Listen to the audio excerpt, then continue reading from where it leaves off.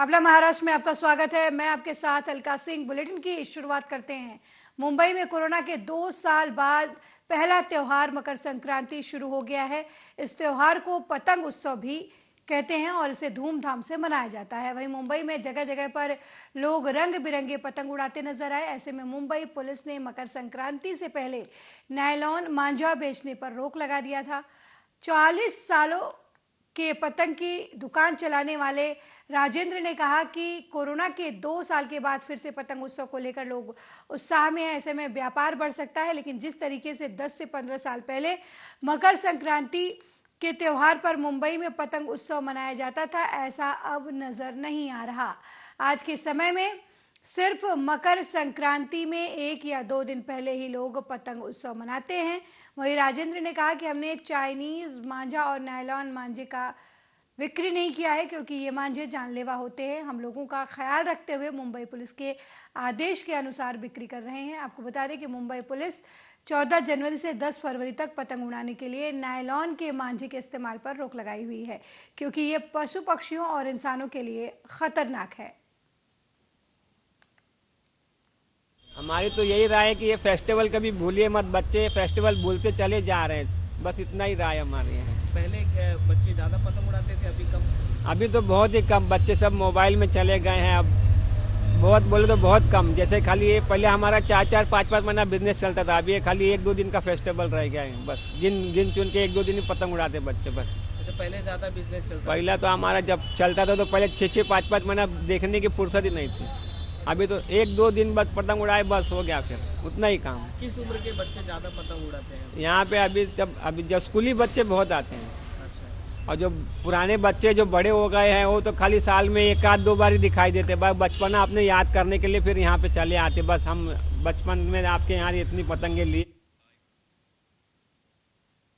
वहीं नासिक के भद्रकाली थाना क्षेत्र में पुलिस ने 2 घरों में चोरी के संदिग्धों को हिरासत में लिया है।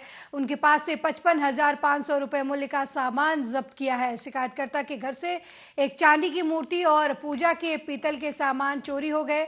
इस संबंध में भद्रकाली थाने में मामला दर्ज किया गया। भद्रकाली पुलिस को गुप्त सूचना मिली, इसके आधार पर उन्होंने संदिग्ध आरोपियों को हिरासत में लिया है।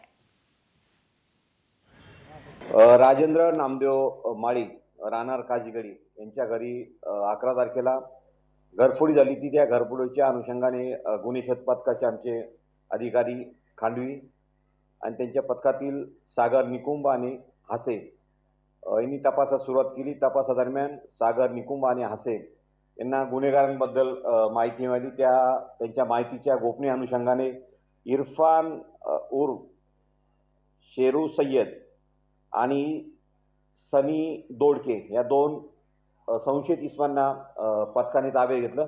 त्यांच्या पथकामार्फत विचारपूस केली असता त्यांनी सदर गुन्ह्यात गेलेले चांदीचे देव, समाया आणि इतर पूजे साहित्य जवळजवळ 10 ते 12 हजार माल त्यांनी मुद्देमाल काढून दिला।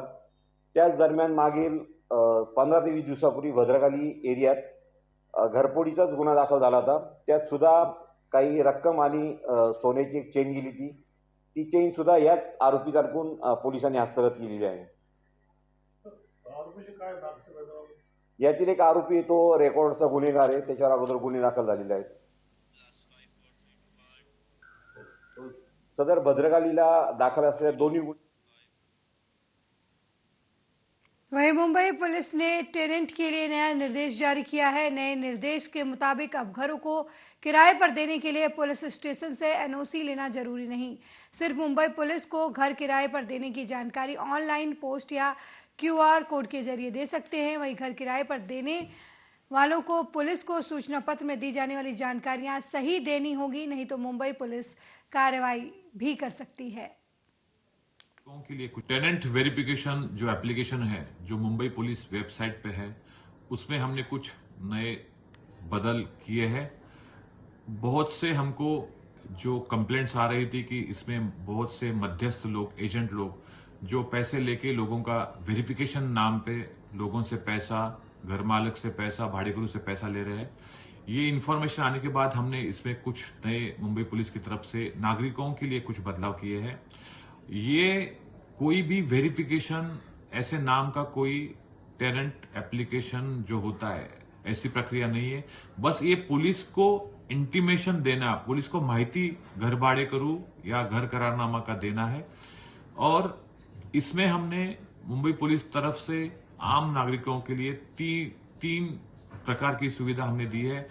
जो आम नागरिक हम पुलिस स्टेशन में जाके भी इसका इंटीमेशन, जो भाड़े करारनामा की इंफॉर्मेशन पुलिस को दे सकता है, वो ऑनलाइन जो सिस्टम है उसके ऊपर भी पुलिस को इसकी इंफॉर्मेशन दे सकता है। और वो रेगुलर पोस्ट हो या स्पीड पोस्ट के द्वारा ही आम जो रेंटेड व्यक्ति है या घर मालक है। अगली खबर कन्नौज से है, जहां छिबरामऊ के टीका नगला के एक खेत में बने कमरे में देवी बनी किशोरी कैद है। वहीं मानसिक विक्षिप्त किशोरी को देवी समझ कैद कर लिया गया है। 6 साल से किशोरी जेल नुमा कमरे में कैद है। मिली जानकारी के अनुसार आस्था और अंधविश्वास के चलते किशोरी की हालत बदतर हो रही है।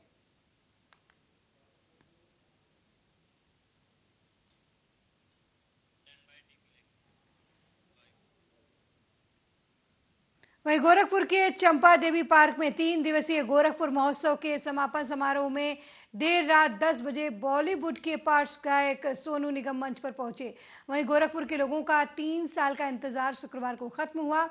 बॉलीवुड के फेमस सिंगर सोनू निगम की सुरीली आवाज में गाए गीतों का पूरा शहर ने आनंद उठाया। हजारों की संख्या में पब्लिक सोनू निगम नाइट में सैकड़ों की संख्या में सुनने पहुंचे। उन्हें 3 साल के लंबे इंतजार के बाद सोनू ने लोगों की उम्मीदों पर खरे उतरते हुए एक से बढ़कर एक गाने पेश किए, लोगों का मन जीत लिया अपने गानों से।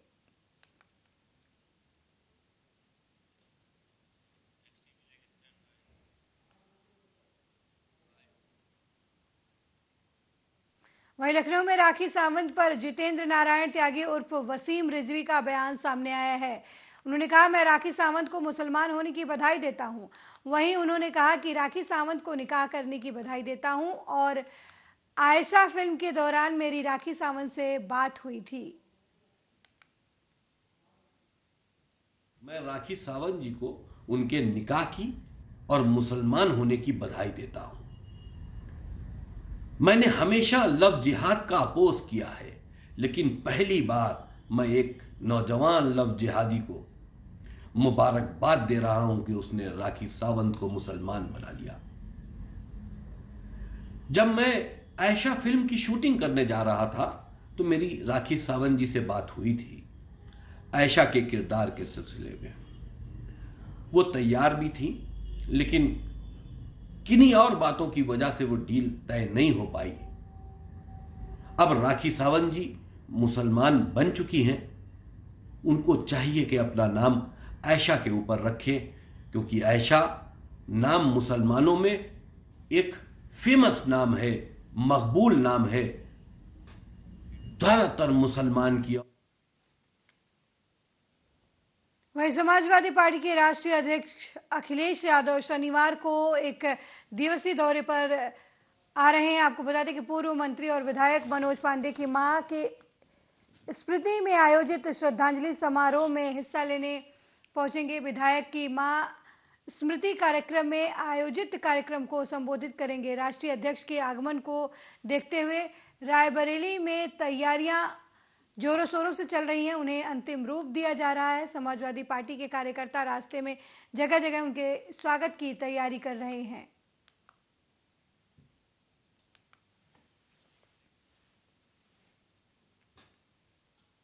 वहीं रायबरेली में मकर संक्रांति पर लोगों को इस बार बच्चों से लेकर युवाओं तक सुबह से ही पतंग को लेकर उत्साहित देखने को मिल रहे हैं। दुकानों पर पतंग भी खूब पसंद आ रही है।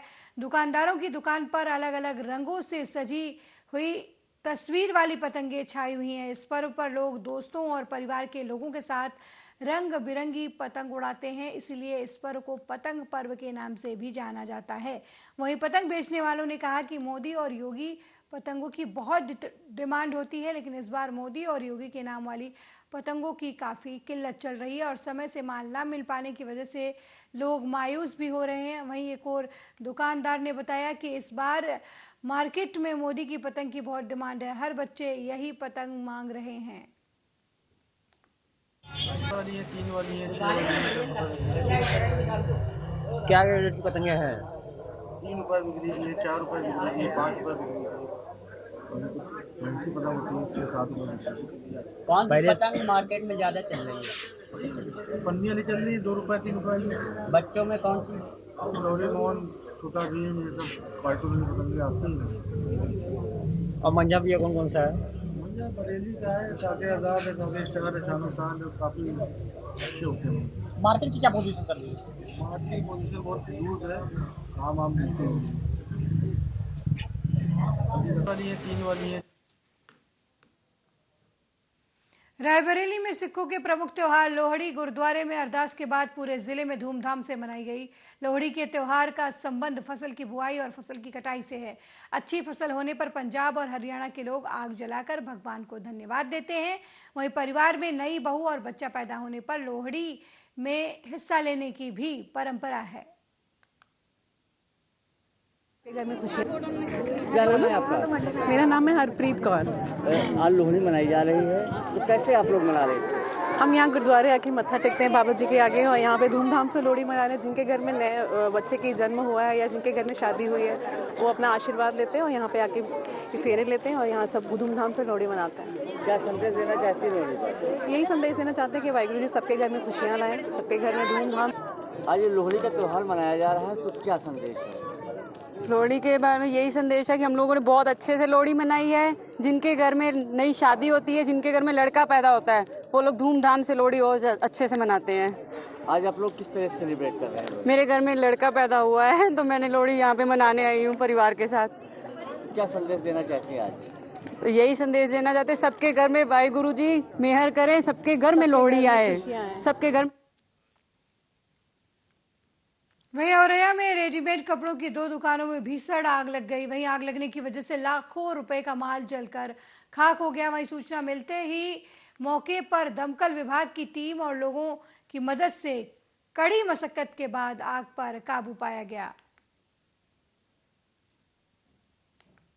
फायर ब्रिगेड द्वारा लगभग 8:42 में हमको सूचना मिली थी कि संजय गेट पे 2 दुकानों में आग लगी हुई है। तत्काल 2 फायर टेंडर मौके पर आए, क्योंकि कंजस्टेड एरिया है। तो एक छोटा वाटर मिस्ट है और एक बड़ा फायर टेंडर लेके मौके पर पहुंचे। देखा तो आग जल रही थी, और आग बुझने के बाद कारणों की तहकीकात की तो प्रथम दृष्टया यही संज्ञानित हो रहा है कि दिन भर में जो खंभा बदल रहे थे उसमें तार बदले, जैसे ही लाइट की सप्लाई चालू हुई तो अचानक से कुछ आग लगी। तो यही लग रहा है कि प्रथम दृष्टया शॉर्ट सर्किट से रहा होगा, या तो वोल्टेज ज़्यादा आ गया, कोई इसी कारण रहा होगा। वहीं आगरा में खीरागढ़ तहसील के थाना सैया क्षेत्र में पुलिस ने एसएससी परीक्षा के साल्वर गैंग के सरगना समेत आधा दर्जन सदस्यों को दबोचने में बड़ी सफलता हासिल की है। पुलिस ने इनके पास से हजारों की नकदी, एडमिट कार्ड, लैपटॉप, फर्जी फिंगरप्रिंट बनाने का सामान समेत अन्य सामग्री भी बरामद की है। थाना सैया क्षेत्र में गश्त के दौरान पुलिस को मुखबिरों से सूचना मिली थी कि कुनाल पब्लिक स्कूल के पास एक कार में 5-6 व्यक्ति परीक्षा में फर्जी अभ्यर्थी बिठाकर परीक्षा पास कराने की बात कर रहे हैं। वहीं मिली सूचना पर सैया पुलिस मौके पर पहुंची और कार में बैठे व्यक्तियों को गिरफ्तार कर लिया। आपको बता दें कि पुलिस ने 6 लोगों को गिरफ्तार किया है। उनके पास से लैपटॉप, 2 चेकबुक, एक एडमिट कार्ड, एक मार्कशीट और 2 फिंगरप्रिंट और 21,750 रुपए की नकदी बरामद की है।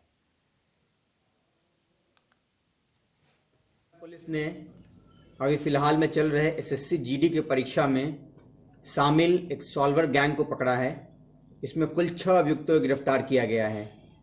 ये सॉल्वर गैंग कुछ इस प्रकार काम करता था कि पहले जिस व्यक्ति का परीक्षा होता है उसके स्थान पर एक सॉल्वर को बैठाया जाता है, और सॉल्वर परीक्षा को सकुशल दे पाए इसके लिए उसके पहचान के लिए एक नकली फिंगरप्रिंट बनाया जाता है, जो सॉल्वर अपने अंगूठे में चिपका कर जाता है। और साथ में जो एडमिट कार्ड होता है उसमें भी जो फोटो लगा होता है कैंडिडेट का, उसको भी धुंधला कर दिया जाता है ताकि उसकी पहचान न हो पाए, और वो परीक्षा देकर चला आता है। और जो इसके लोग जो शामिल हैं इसके लिए एक मोटी रकम लेते हैं। जैसा पूछताछ में सामने आया है, एक परीक्षा के लिए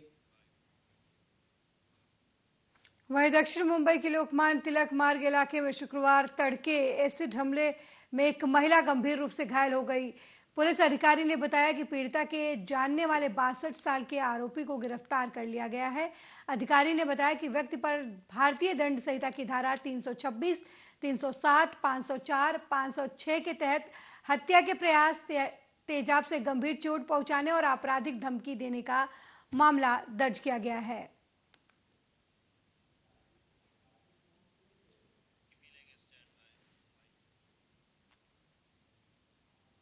वहीं चीन समेत दुनिया के कई देशों में कोरोना ने रफ्तार पकड़ ली है। इस जानलेवा महामारी से रोकथाम के लिए कई ठोस कदम उठाए जा रहे हैं।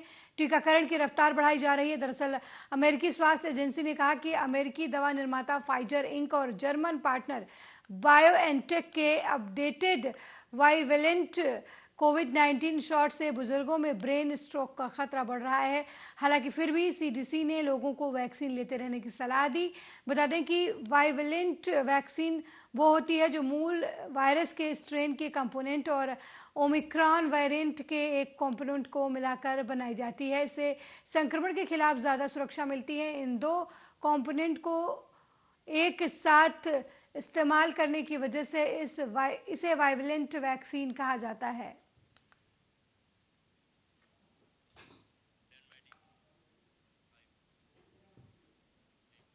वहीं पंजाब के जालंधर से कांग्रेस सांसद चौधरी संतोख सिंह का आज निधन हो गया। वे भारत जोड़ो यात्रा में शामिल हुए थे। वहां वे अचानक बीमार पड़ गए।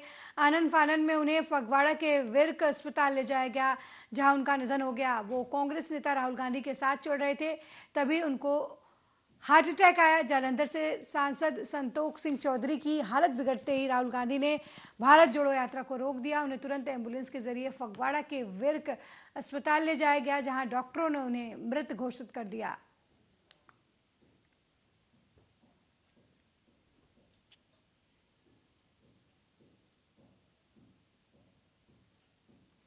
वहीं गुजरात के मुख्यमंत्री भूपेंद्र पटेल ने सभी नागरिकों को उत्तरायण मकर संक्रांति पर्व की शुभकामनाएं दी हैं। पटेल ने अपने शुभकामना संदेश में ये मंगल कामना व्यक्त की है कि सूर्य नारायण के उत्तर दिशा की ओर प्रयाण करने का उत्सव सभी के विकास की ऊर्ध्व गति का उत्सव बने। साथ ही भूपेंद्र पटेल ने अहमदाबाद में पतंग उत्सव के दौरान पतंग भी उड़ाया।